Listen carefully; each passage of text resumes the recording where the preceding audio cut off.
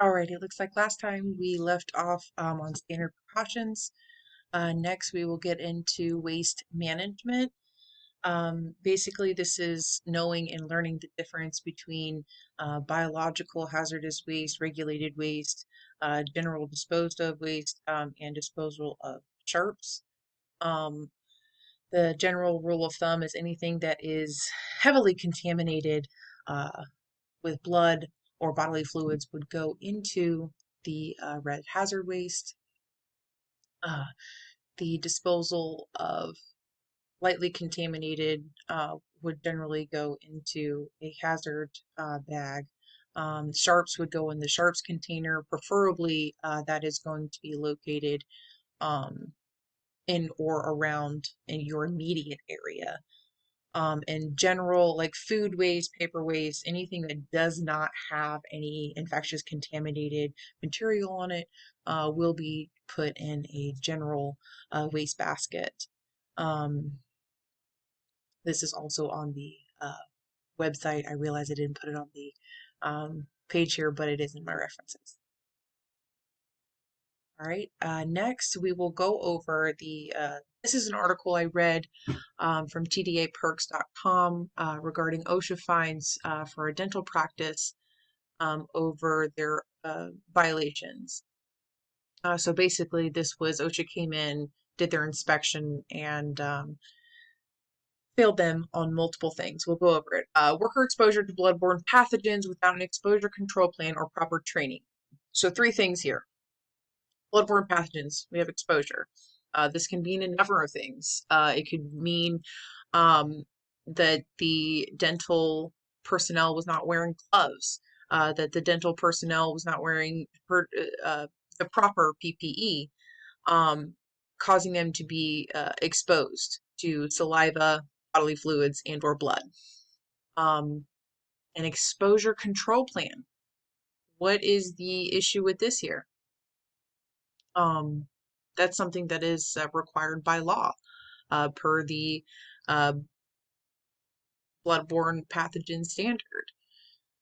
And proper training. Proper training is supposed to be done annually. It's supposed to be done by myself, the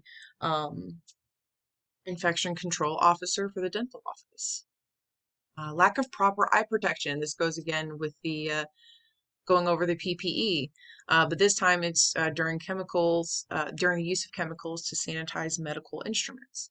Now, egress issues, that is pertaining to the exits. So either the exits were blocked off, the exits were not labeled, or there was no evacuation plan. Exposure to electrical hazards.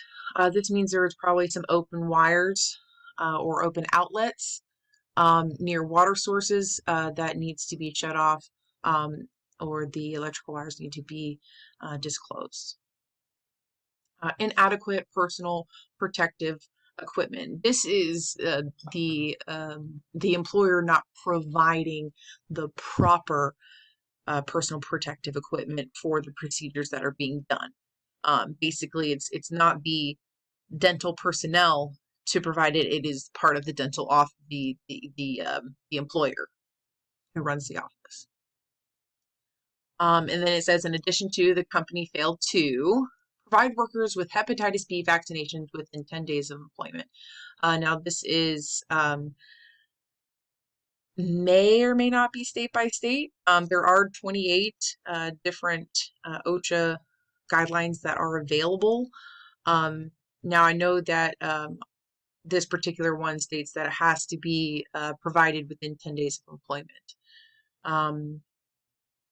Have an adequate hazard communication program and training in place. That means that you need to have the procedures, principles, and written, and have that written out and printed or somewhere that is accessible for the dental healthcare personnel to access. This is to properly label chemicals. And this has to do with your cleaning supplies, knowing what you're working with in case there is an incident of exposure. Everything is on there, and that is provided the safety data sheet um, should be provided by the manufacturer to the dental office. And if you do not have one, you need to contact the manufacturer themselves, not the supplier. Um, okay, and everything that is on the slide is located on the link below. And go ahead and let's see. Okay, so these are the corrections. We kind of went over them on the previous slide, but basically let's go over them one by one. Create and maintain an exposure control plan and trading accordance to the Bloodborne Pathogen Standard and the 2000 Needle Stick Prevention Act.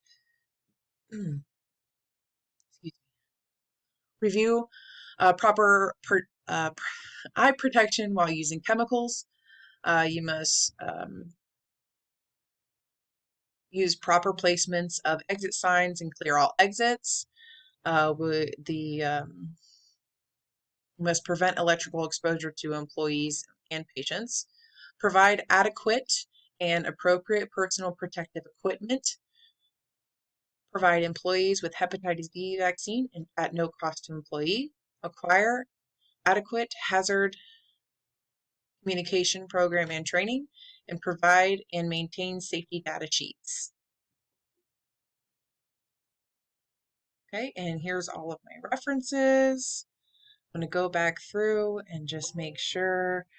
All right, let's see. Do you have any questions? Let's go ahead and just review. We're doing this annual training, and it is required by law that this training be done, or you will be subject to violation per OSHA.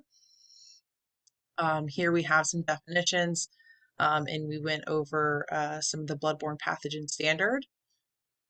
These are the CDC recommendations for hand hygiene. Again, I have the link on every single one of these pages with page numbers included.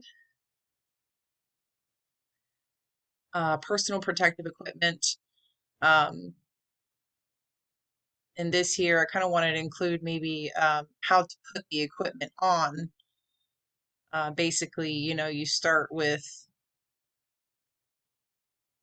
well, we'll not get into that right now. All right, next is the respiratory and cough etiquette. This is all not only recommended, but some of it is OSHA regulation to have this stuff up. All right, sharp safety. Remember, do not use two hands to close it. You need to use a mechanical device or the scoop method, not using your other hand.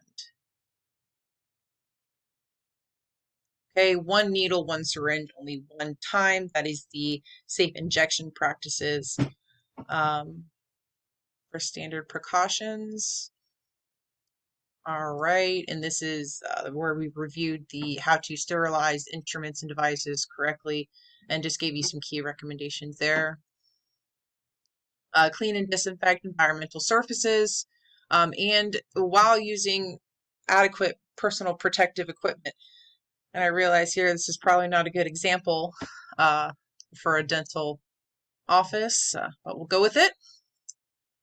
Dental unit water quality. The main thing that I wanted to emphasize here was that during surgical procedures, you are not using dental water. You're going to use sterile saline or sterile saline water.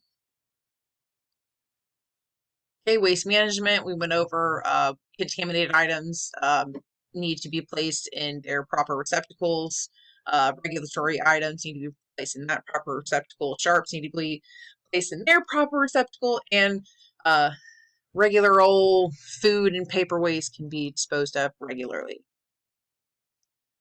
Okay, and we just went over the just some violations that can be a part of a dental office. And these were our corrections and references.